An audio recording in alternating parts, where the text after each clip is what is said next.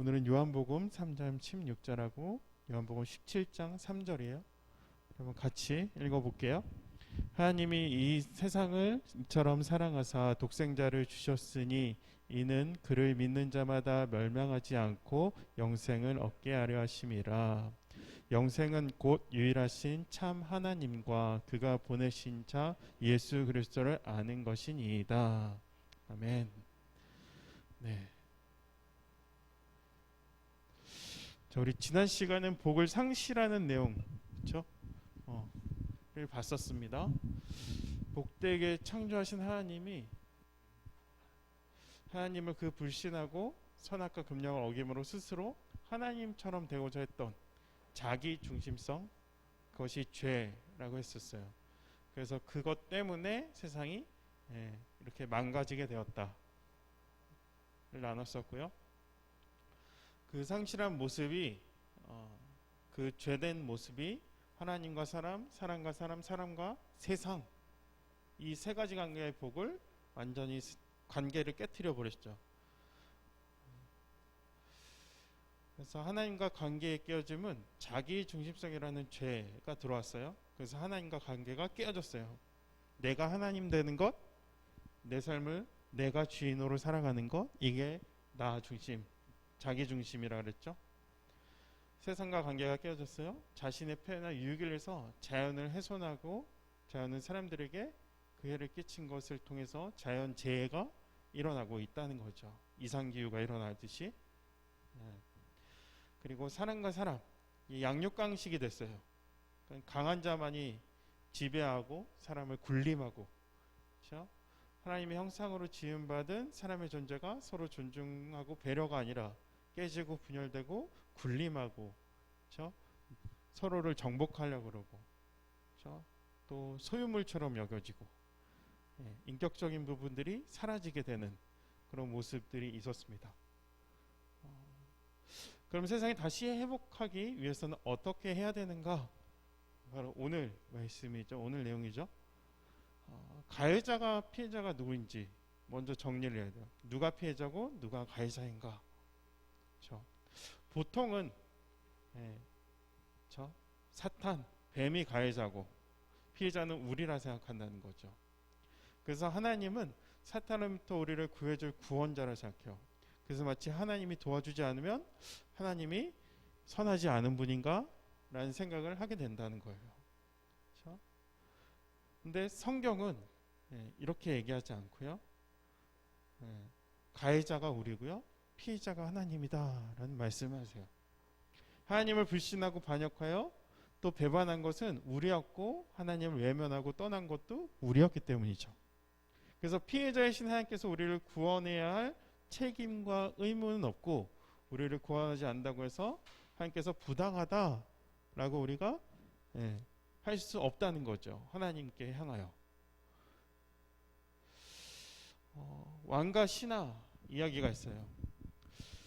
그럼 왕이 되게 신뢰했던 신하가 갑자기 왕을 향해서 반역을 하기 시작해요. 여러분 반역을 하면은 그 반역한 신하가 잡히면 뭐 사극이나 또 역사를 다룬 드라마나 영화나 어느 나라든지요. 그 왕에 대해서 반역을 하면 성경에도 있죠. 다윗 왕의 압살롬이 자신의 아버지 왕이었던 다윗을 배반했을 때 결국 죽임을 당했다는 거죠. 그래서 어느 날 언제인지 반역자는 그 형벌은 사형이었어요. 죽음으로 다스렸단 말이죠. 근데 이 반역자가 그러면 아무리 자기 잘못을 뉘우치다 해도 그 형벌을 면할 수는 없어요. 그렇죠? 그리고 그 사람이 잘 도망쳐서 10년, 20년 숨어 살았는데 그럼에도 불구하고 어느 순간 잡혔어요. 그럼에도 불구하고 그 사람의 형벌은 죽음으로 다스린다는 거죠. 그것이 역사적으로도 잘 나타나 있죠. 그렇죠? 그리고 또 본인뿐 아니라 이 반역자는 가족, 친척까지 다 죽인다. 왜냐하면 그 사람에 대해서 복수를 할 수 있는 그런 여지가 있기 때문에 보통 왕에 대해서 반역한 자들은 다 죽음으로 다스렸다는 거죠. 그래서 이 신하가 살 수 있는 방법은 무엇인가 생각해 볼 수 있다는 거죠. 바로 왕의 선처와 왕이 용서하는 것밖에 없어요. 안타깝게도 신하 입장에서는 형벌을 해결할 수 있는 방법이 없어요. 신하가 아무리 뉘우치고 어떤 그 나라를 위해서 공을 더 한다 해도 형벌을 해결할 수 있는 방법이 없어요. 그렇죠? 바로 왕의 신하 이야기가 바로 하나님과 우리의 이야기예요. 여러분, 하나님과 인간의 깨어진 관계를 보여주고 있는 이야기죠. 여기서 왕은 하나님이고요, 신라를 받았으나 반역했던 신은 우리를 의미할 수 있어요. 하나님의 백성이었던 인간이 왕이신 하나님을 대적하고요, 아담과 하와가 하나님의 되고자 선악과를 먹으며 하나님을 반역한 후 지금까지 모든 인류는 스스로 하나님 노릇하고 자기 중심적인 반역자의 삶을 살고 있습니다. 여러분, 성경은 하나님을 반역한 인간에게 남은 운명은 심판 그리고 죽음이라고 되어 있습니다. 하나님께서 반역한 이를 용서하신다면서 먼저 산 내밀어 주셨다는 것이 또 성경에 있죠. 그리고 그 하나님의 용서의 손길로 오신 분이 바로 예수 그리스도입니다. 그래서 요한복음 3장 16절에 나오죠. 하나님이 세상을 이처럼 사랑하사 독생자를 주셨으니 이는 그를 믿는 자마다 멸망하지 않고 영생을 얻게 하려 하심이라. 이렇게 복되게 창조되었고, 그 복을 상실했지만 이 상실한 이 세상을 회복하기, 모든 관계가 깨어진 것을 회복하기 위해서 예수님을 보내셨다는 거죠. 하나님께서는 이 세상을 여전히 이처럼 사랑하사 깨어진 관계를 다시 회복하기 위해서 하나님의 용서와 사랑 그리고 그 구원의 손길이 되신 예수님을 보내셨어요. 용서와 사랑과 구원의 손 예수님을 믿음으로 결코 용서를 받을 수 없었던 우리가 그 용서와 사랑을 받아 누리며 영생을 얻게 되었다는 거죠. 성경은 이것을 복음이라고 하고요, 기쁜 소식, 이것이 기독교가 말하는 구원이고 영생이라고 합니다. 자, 영생이 뭐라고 생각하는가? 그렇죠? 그냥 무조건 영원히 사는 것인가? 요한복음 3장을 나눈 적이 있었을 때, 그렇죠? 여러분, 지옥을 가도 영생을 산다 그랬어요. 그렇죠? 죽고 싶으나 죽을 수 없는 곳이 고통스러워서 그것도 영생이에요. 그렇죠? 근데 성경에서 말하는 영생의 의미가 한 가지가 다가올 세대를 산다는 거예요. 그렇죠? 다가올 세대란 죽음이 존재하기 전 하나님께서 본래 창조하셨던 세상, 그리고 앞으로 회복하실 그 복된 세상, 즉 하나님의 나라를 의미한다는 거예요. 그러니까 결국 영생이란 내가 주인이 아니고 내가 기준이 아닌 하나님이 주인이고 기준이 되는 영원한 종류의 그런 삶을 의미한다는 거죠. 영생은 곧 유일하신 참 하나님과 그가 보내신 자 예수 그리스도를 아는 것이라고 요한복음 17장 3절에 나와 있습니다. 자, 영생은 죽음이 있기 전에 하나님과 관계가 아주 화목한 상태를 의미합니다. 창조된 상태죠. 하나님이 심히 보기 좋아하셨다. 그때의 상태라는 거. 하나님과 회복된 관계는 사람과 사람과 관계, 사람과 세상의 관계의 회복까지 이야기하는 거예요. 그래서 그것을 하나님 나라 영생을 이룬다라는 것을 의미한다는 거죠. 그래서 영생을 얻기 위해서 필요한 것은 무엇인가? 그렇죠? 생각해 볼 수 있어요. 영생은 이전까지 내가 기준이 되고 내가 하나님같이 되고자 먹고 먹었던 그 선악과는 이제 버리고 다시 하나님, 나를 창조하셨던 하나님, 그 하나님의 선악의 기준으로 신뢰하며 그분께 순종하는 삶을 의미합니다. 그래서 성경은 우리가 그저 죽었지만 영생을 누린 것이 아니라 죽어서만 영생을 누린 것이 아니라 이미 우리가 예수님을 믿음으로 우리가 하나님을 영접함으로 영생의 삶을 살고 있고 그러한 삶 가운데 하나님 나라가 임할 수 있다. 이미 임했다라고 이야기하는 거죠. 그래서 사람들의 반응이 있어요. 그렇게 임해서 그렇게 하나님에 임할 수 있다라고 이야기하는데 사람들의 반응, 사람들이 이 땅에 오신 예수님을 어떻게 하는가? 그렇죠? 영생은 이전까지 내가 기준했던 그런데 성경을 보면 하나님께서 반역한 우리를 여전히 용서하신다는 손길로 예수님을 이 땅에 보내주셨는데 사람들은 오히려 예수님을 십자가에 못 박혀 죽였다는 거죠. 우리의 죄를 해결하기 위해서, 우리를 용서하기 위해서 예수님을 보내셨음에도 불구하고 사람들은 이 예수님에 대해서 거부하고요, 예수님에 대해서 십자가에 못 박혔다는 거죠. 빛이 비춰지나 그 빛을 나오는 자들이 없어요. 어둠 가운데. 그래서 하나님은 용서받을 자격 없는 우리에게 먼저 용서와 사랑을 보여주셨어요. 그래서 우리는 예수님보다 선악과를 선택한 거고, 선악과가 아닌 예수님을 버리게 되는 거죠. 그것이 이제 십자가 사건으로 나타나게 되었어요. 자, 선악과를 먹는 인간은 자신의 기준된 그 이후 단 한 가지 착각을 했는데, 하나님의 말씀하신 것과 반대로 선악과를 먹으면 죽는 게 아니라 선악과가 버리면 죽을 거라는 생각을 하는 거예요. 그러니까 사람들은 선악과를 먹으면 정말 죽는 줄 알았는데 안 죽었단 말이죠. 무슨 독사가, 무슨 독 있는 과일이 아니었어요. 그래서 여전히 살고 있었고 오히려 자신의 마음대로 살았다는 거죠. 그렇게 살다 보니까 하나님을 다시 붙잡는 것이 마치 내가 죽을 것처럼 여겨지는 거예요. 내가 누군가의 지시를 받고 살아야 돼? 이런 생각을 한다는 거죠. 그래서 선악과를 버리면 죽을 거라고 생각하는 거예요. 주인의 자리에서 내려오면 죽을 거라는 생각을 하는 거예요. 그리고 그러한 마음의 기품을 결국 나를 지켜줄 것은 나밖에 없다 라는 생각, 나밖에 나를 사랑할 자가 없다. 그래서 자기 중심은 이 죄가 우리 삶 가운데, 우리 마음 가운데 자리 잡고 있어요. 결국 그것이 하나님을 신뢰하지 못하고 예수님 십자가에 못 박아 죽이게 되는 거죠. 자, 하나님의 대책이에요. 신뢰하지 못하는 우리를 향한 하나님의 대책은 무엇인가? 하나님은 어떻게 우리 안에 있는 자기의 중심성을 깨뜨리고 우리를 회복하고 구원하실까? 그렇죠? 자, 예수님의 십자가는 하나님의 사랑과 용서였어요. 하나님, 우리가 예수님을 십자가에 못 박혀 죽이려는 걸 이미 사실 알고 계셨죠. 그러나 그럼에도 불구하고 하나님은 예수님을 이 땅에 보내주셨어요. 죽을 것을 알면서도 하나님은 예수님을 보내셨다는 거예요.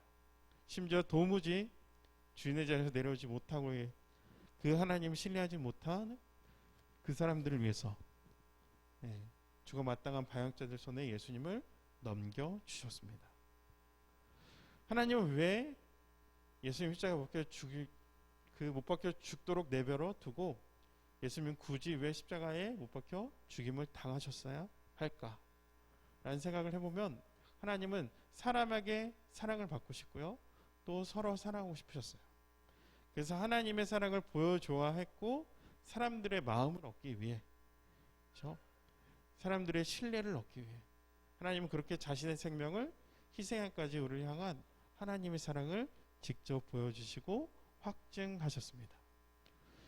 로마서 5장 8절이죠. 우리가 아직 죄인 되어 있을 때 그리스도께서 우리를 위하여 죽으심으로 하나님께서 우리에 대한 자기의 사랑을 확증하셨느니라. 예수님은 자격 없는 우리를 먼저 사랑해 주셨어요. 근데 심지어 그 죽임은 단순한 죽음이 아니라 우리가 받고 우리가 당해야 할 죽음 대신 그 죽음 대신 대속의 죽음을 해주셨어요. 그럼 대속의 의미는 바로 대신 속하다라는 뜻이죠. 그렇죠? 우리가 담당해야 될 것, 우리가 죽어야 마땅한 죄인인데, 죽었던 죄인인데 그리스도께서 대신 그 죽음을 당하셨다는 것이죠. 그래서 그리스도께서 하나님 곧 우리 아버지의 뜻을 따라 이 악한 세대에서 우리를 건지시려고 우리의 죄를 대속하기 위하여 자기 몸을 주셨으니 라고 갈라디아서에 나온다는 거예요. 자, 예수님이 십자가에 달려 죽임당한 것 같이 죽임당한 건 예수님이 실패한 것도 아니고요, 이 예수님이 약해서 그렇게 된 것도 아니고요, 우리를 향한 한량없는 사랑과 대속을 위해 처음부터 계획된 거였어요. 그래서 피해자이신 하나님 편에서 내밀어 주신 용서의 손길이 있기 때문에 우리 가운데 오셔서 우리의 모든 죄를 담당하시고 우리를 대속하셨다는 거죠. 모든 관계, 깨어진 관계를 회복하기 위해서 예수님이 오셨다는 거예요. 자, 예수님 부활이었어요. 전능하시고 미쁘신 하나님. 예수님은 십자가에 단순히 죽어서 끝나는 것이 아니라 다시 부활하셨어요. 이러한 예수님의 부활은 우리를 능히 구원할 수 있는 전능하신 하나님이라는 것을 보여주는 사건이었어요. 성결의 영으로 죽은 자들 가운데서 부활하사 능력으로 하나님의 아들로 선포되셨으니 곧 우리 주 예수 그리스도시니라. 여러분, 여기서 선포되었다는 것은 이전엔 하나님이 아들이 아니고 부활하심으로 말미암아 너는 하나님의 아들이야 라고 선포된 것이 아니라 하나님의 아들이 이심이 증명이 되었다는 거죠. 예수님의 죽음을 부활하심으로 사망과 권세가 가둘 수 없는 분이셨고 그냥 죽어 사망에서 있을 수밖에 없는 존재였다는 거죠. 그것이 전능하신 창조주 하나님의 아들이시라는 거예요. 그리고 더 나아가 우리를 죽음에서 구원하실 수 있는 전능하신 분이 바로 예수 그리스도시고 하나님이시라는 거죠. 예수님의 부활은 하나님의 미쁘심, 즉 하나님은 믿을 만한 분이라는 것을 우리 가운데 보여주셨다는 거예요. 미쁘시다, 믿을 만하다, 신실하다, 그렇죠? 미쁘다 이 말이요, 우리가 주와 함께 죽으면 또 함께 살 것이요 라고 되어 있어요. 예수님은 약속대로 오셨고 약속대로 죽으셨으며 무엇보다 약속대로 죽음에서 부활하셨습니다. 그래서 예수님은 이러한 약속의 성취를 통해서 약속하신 바 반드시 이루시는, 그렇죠? 믿을 만한 미쁘신 신실하신 하나님으로서 우리가 충분히 의지할 수 있는 존재, 신 하나님이라는 거죠. 그 하나님 우리 가운데 나타내 주셨다는 거예요. 그렇죠? 하나님은 예수님의 십자가의 불을 통해서 우리를 향한 신실하신 하나님의 사랑을 보여주심으로써 자기 중심으로 닫혀지고 굳어져 버린 죄 된 우리의 마음을 열도록 계속적으로 우리 가운데 문을 두드리고 계시고 우리를 이끌어 주신다는 거예요. 그렇죠? 네. 자, 성령 하나님과 함께 하나님과의 관계를 회복하게 하시는 거죠. 예수님은 부활하시고 하늘로 승천하셨어요. 그리고 우리가 예수님의 부활과 승천을 믿을 때 예수님께서 하나님의 영이신 성령님을 우리 마음에 보내주셨습니다. 요한복음 말씀이죠. 내가 아버지께 구하겠으니 그가 또 다른 보혜사를 너희에게 주사 영원토록 너희와 함께 있게 하려니니 그는 진리의 영이라. 세상은 능히 그를 받지 못하나니 이는 그를 보지도 못하고 알지도 못함이라. 그러나 너희는 그를 아나니 그는 너희와 함께 거하시며 또 너희 속에 계시겠습니다. 특별히 성령께서 우리와 함께 하시며 우리 속에 계신다는 건 우리의 도우가 아닌 우리의 주인으로 우리와 함께 하시고 거하신다라는 의미가 있어요. 그렇죠? 그러나 진리의 성령이 오시면 그가 너희를 모든 진리 가운데 인도하시리니 그가 스스로 말하지 않고 오직 들은 것을 말하며 장래를 너에게 알리시니라. 성령께서 우리를 진리로 이끄신다라는 말씀이죠. 이처럼 우리가 예수님의 십자가 부활과 승천을 믿을 때 성령 하나님께서는 우리 안에 들어오셔서 우리로 하여금 더 이상 자기 중성이라는 죄의 노예로 살지 않도록, 그렇죠? 죄로부터 해방시켜주고 우리가 하나님을 신뢰하고 사랑함으로써 하나님의 뜻을 따라 하나님 중심으로 저 하나님과 회복된 관계 가운데 살 수 있도록 인도해 주신다는 거예요. 결국 이와 같이 하나님과 관계를 회복하는 것이 성경이 말하는 구원이라는 거예요. 그리고 영생이고 천국이고 하나님 나라라는 거죠.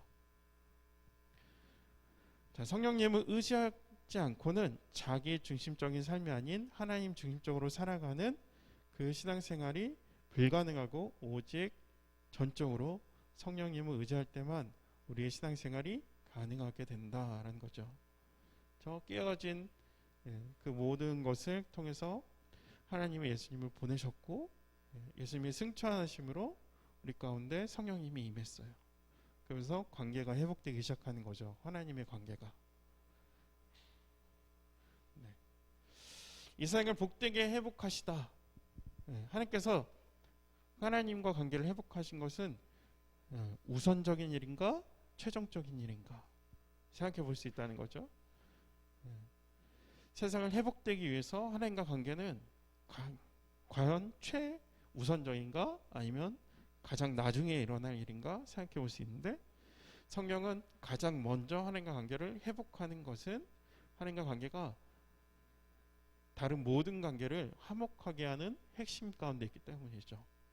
좀 전에 봤었던 그림처럼, 그렇죠? 이 관계가 회복을 통해서 결국 모든 관계가 다시 창조됐을 때 관계를 회복된다는 거예요.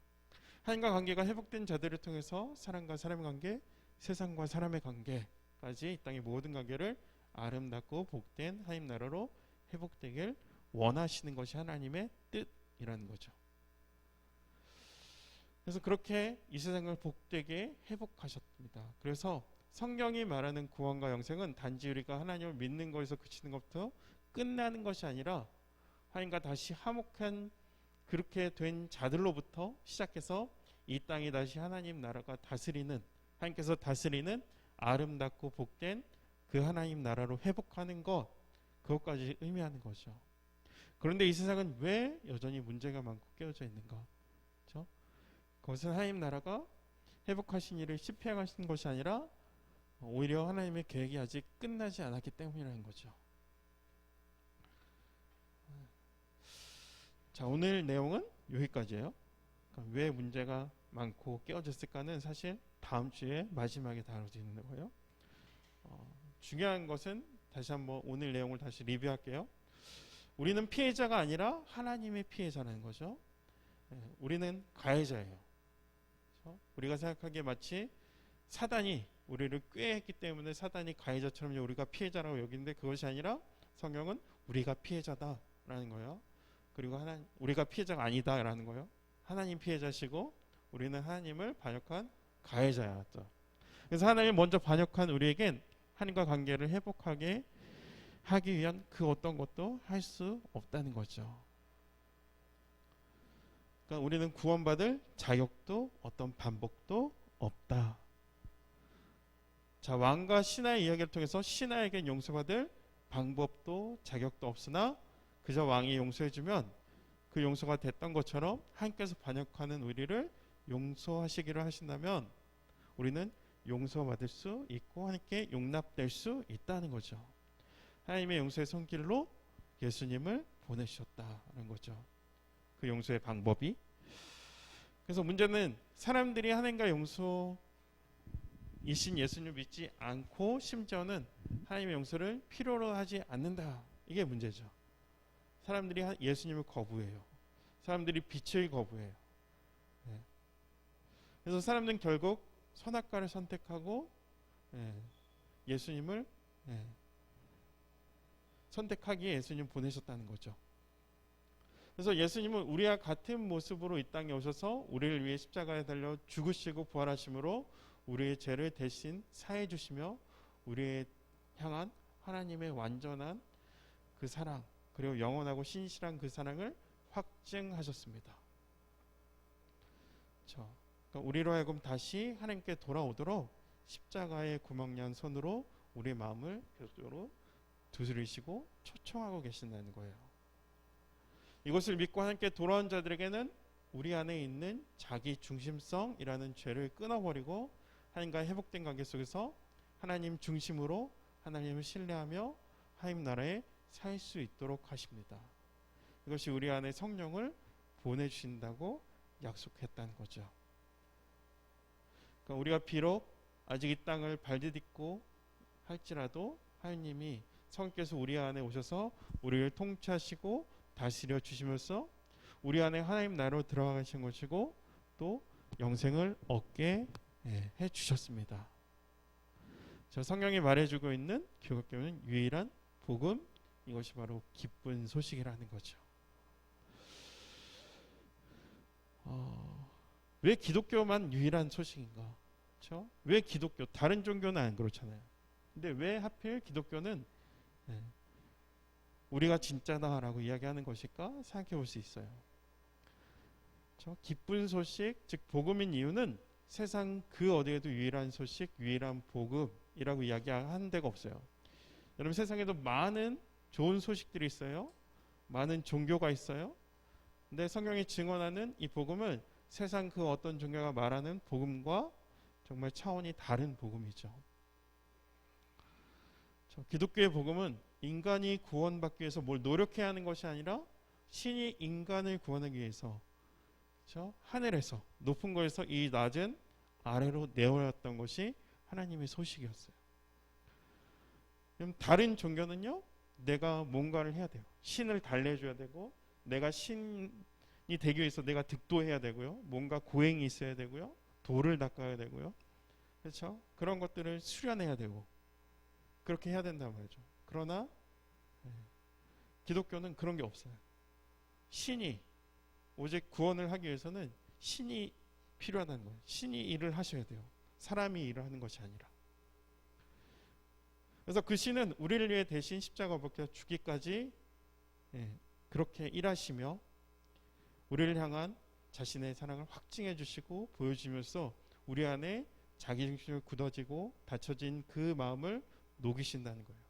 그리고 그 마음에 성령님이 들여오셔서 하나님과 화목된 관계 가운데 인도하시고 우리를 하나님 나라 안으로 그리고 영생으로 초대해 주시는 거예요. 초청해 주신다는 거예요.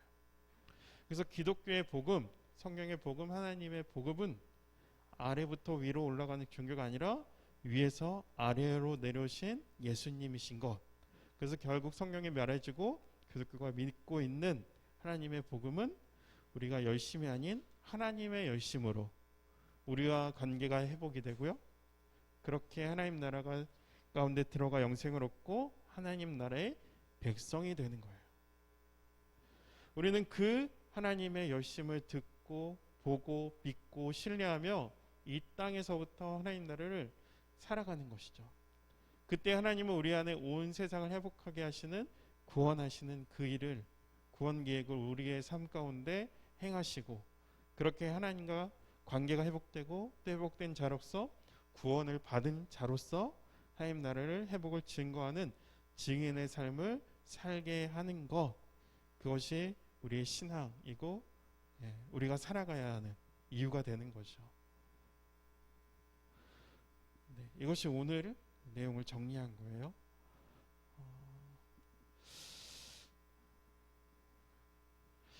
이 시간에 우리 나눴던 내용을 가지고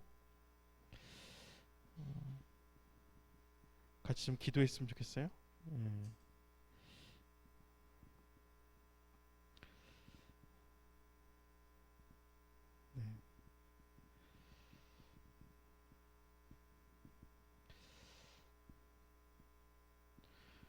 혹시 오늘 내용을 보면서 질문하실 거 있으세요? 궁금한 거나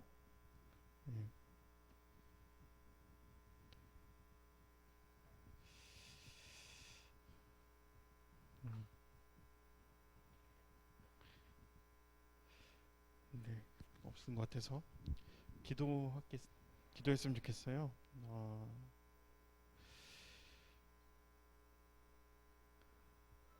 우리가 복음에 대해서 어떻게 보면 가장 기본적인 것이고 한 번쯤은 들었을 것 같고요. 그렇죠? 비슷한데 한 이 정도의 내용은 아니어도 비슷하게나마 분명히 여기 나와 계신 우리 청소년부 다 어렸을 때부터 교회를 다닌 아이들이라서 다 한 번 이상은 들었을 텐데 그냥 이것들이 하나의 이론, 여전히 하나의 이론, 그렇죠? 여전히 하나의 그냥 기독교가 이야기하는 하나의 어떤, 그렇죠? 이야기이고 이론이 아니라 하나님 이것이 믿어질 수 있는 복음이 되게 하여 주시옵소서 라는 기도를 했으면 좋겠고요.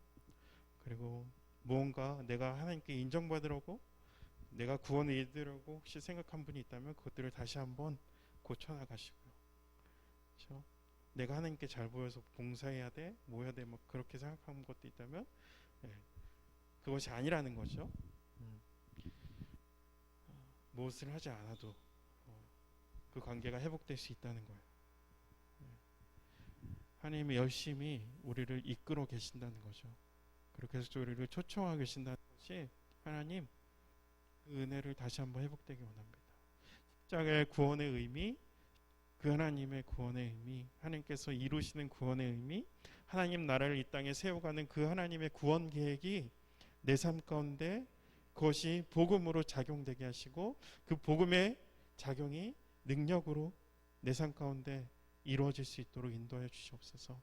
이것이 가장 귀한 것이고 이것이 그 어떤 공부보다 가장 중요한 것이고 내가 취해야 될, 내가 믿음으로 취해야 될 것이라는 것을 기억하며 하나님 내가 이 시간에 이 하나님의 복음을 내가 붙잡습니다. 하나님 이 시간에 내가 하나님의 복음을 온전히 내 것으로 받아들일 수 있는 믿음이 있게 하여 주시옵소서. 하나님 믿음, 그 믿음 또한 하나님께서 주시옵소서.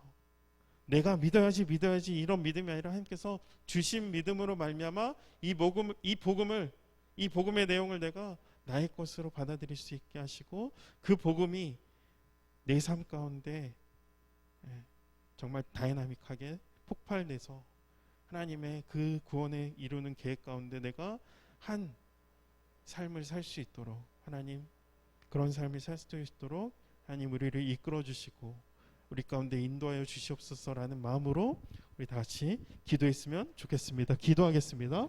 하나님 아버지 감사합니다. 하나님 특별히 오늘 이 시간을 통해서 하나님 우리가 복음을 향해서 하나님 말씀을 받습니다. 하나님 우리가 한 번 이상은 우리가 다 아는 내용이고 내가 알고 있었던 내용이라고 하나님 여길 수 있는데 하나님 이것이 그냥 똑같이 반복적으로 배우는 이론이 아니라 하나님 이것이 하나님 이 복음이 나의 삶 가운데 들어가기 원합니다. 하나님 이 하나님의 열심이 이 하나님의 구원의 계획이 하나님 우리의 삶 가운데 들어와 하나님 자리 잡게 하여 주시옵시고 하나님 그 하나님의 예수님의 그 두드리는 손길이 하나님께서 초청하는 그 음성이 하나님 우리의 마음 가운데 찾아와 주셔서 하나님 내가 그 하나님 가운데 들어가는 삶이 되게 하여 주시옵소서. 하나님 그 하나님을 아는 것 하나님 내 그 하나님과 함께하는 것이 영생이라고 하는데 하나님 그 영생의 삶을 이루어 살아갈 수 있는 복된 자들 될 수 있도록 하나님 이 청소년부 가운데 행하여 주시옵소서. 이 복음이 우리의 복음이 되게 하시고 이 하나님의 복음이 나의 복음이 되게 하여 주시옵시고 이 하나님의 복음이 하나님 내 삶 가운데 자리를 잡아서 하나님 이 복음이 정말 성령의 능력으로 말미암아 하나님 그 능력으로 살아낼 수 있는 저희들 될 수 있도록 하나님 인도하여 주시옵소서. 하나님 이 믿음 또한 이 복음을 취하는 믿음 또한 하나님 주셔야 됩니다. 하나님 우리는 연약하기 때문에 하나님 이 믿음이 하나님 나의 감정적으로 하나님 내 그냥 어떠한 순간적으로 하나님 받는 것이 아니라 하나님께서 주시는 믿음을 따라서 하나님 이 하나님께서 주신 은혜들을 받아 누릴 수 있는 귀한 청소년부가 될 수 있도록 하나님이여 인도하여 주시고 하나님이여 붙잡아 주시옵소서. 우리가 그 하나님을 깨닫기 원합니다. 하나님 우리가 더 이상은 선악과를 취하는 자들이 되지 않게 하시고 우리가 더 이상은 나 중심이라는 삶으로 살지 않게 하여 주시옵시고 우리가 더 이상 하나님을 버리는 삶이 아니라 하나님을 붙잡고 하나님만 사랑하는 하나님 귀한 자들 될 수 있도록 하나님 우리 삶 가운데 일하여 주시옵소서. 우리가 그 하나님을 믿습니다. 그 예수 그리스도를 믿습니다. 하나님 우리 가운데 일하신 그 성령 하나님을 믿습니다. 하나님 창조주 하나님을 믿사오니 하나님 우리 가운데 역사하여 주시옵소서. 우리가 그 하나님을 바라보기 원합니다. 하나님 인도하여 주시옵소서. 우리가 그 하나님께 나아가기 원합니다. 하나님 붙잡아 주시옵소서. 하나님 감사합니다. 하나님 오늘도 우리에게 말씀하여 주시니 감사합니다.